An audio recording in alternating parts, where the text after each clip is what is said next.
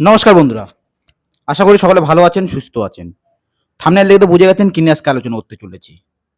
আজকে আমরা আলোচ্য বিষয় হচ্ছে দক্ষিণ দিনাজপুর জেলার যে ৬টি বিধানসভা রয়েছে, সেই ৬টি বিধানসভার মধ্যে তপন বিধানসভা নিয়ে আজকে আলোচনা করব।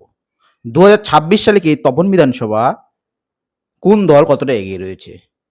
তার আগে দেখি ২০২১ সালে যখন বিধানসভা হয়েছিল, সেই সময় তপন বিধানসভায় বিজেপি কিন্তু একটা ভালো ফল করে এবং বিজেপির বিধায়ক রয়েছে। সেই জায়গায় দাঁড়িয়ে ২০২৬ কি আবার পুনরায় বিজেপি দখল করতে চলেছে, নাকি এই তপন বিধানসভাটি আবার তৃণমূল কংগ্রেস দখল করবে?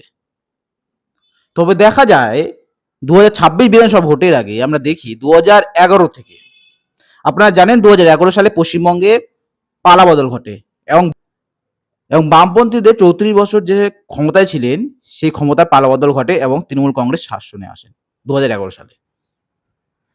সেই জায়গায় দাঁড়িয়ে ২০১১ সালে এই তপন বিধানসভায় তৃণমূল কংগ্রেস কিন্তু জয়ী হয়েছিলেন।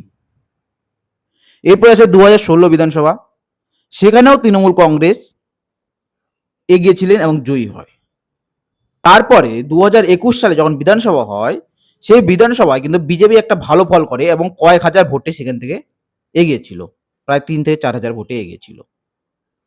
সেই জায়গায় দাঁড়িয়ে ২০২৬ আবার কিন্তু বিজেপি এবং তৃণমূল কংগ্রেসের মধ্যে একটা হাড্ডাহাড্ডি লড়াই হতে চলেছে এই তপন বিধানসভায়।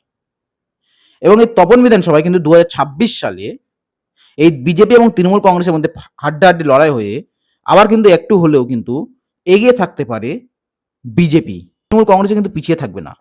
তৃণমূল কংগ্রেসও একটা ভালো ফল করতে চলেছে। আপনারা জানেন জনগণের শেষ কথা বলে। সেই জায়গায় দাঁড়িয়ে আপনারা জানেন জনগণের শেষ কথা বলে। জনগণ যেদিকে ভোট দেয় সেই প্রার্থীর বিজয়ী হন। সেই জায়গায় দাঁড়িয়ে ২০২৬ সালে কিন্তু তৃণমূল কংগ্রেস এবং বিজেপির মধ্যে হাড্ডাহাড্ডি লড়াই হতে চলেছে এই তপন বিধানসভায়। এবং বলা যায় না, এখানে কিন্তু তৃণমূল কংগ্রেসও অনেকটাই ফাইট দিবে এবং এই দুই দলের মধ্যে একটা হাড্ডাহাড্ডি লড়াই হয়ে আপাতত বিজেপি কিন্তু একটু হলেও এগিয়ে থাকতে পারে। আপনাদের কি মতামত অবশ্যই কমেন্ট করে জানাবেন এবং ভিডিওটাকে বেশি করে শেয়ার করবেন যেন সকলের মাঝে পৌঁছে যায় এবং একটা লাইক করে যাবেন যদি ভিডিও ভালো লেগে থাকে। দেখা হচ্ছে বন্ধুরা পরবর্তী কোনো ভিডিওতে। ভালো থাকবেন।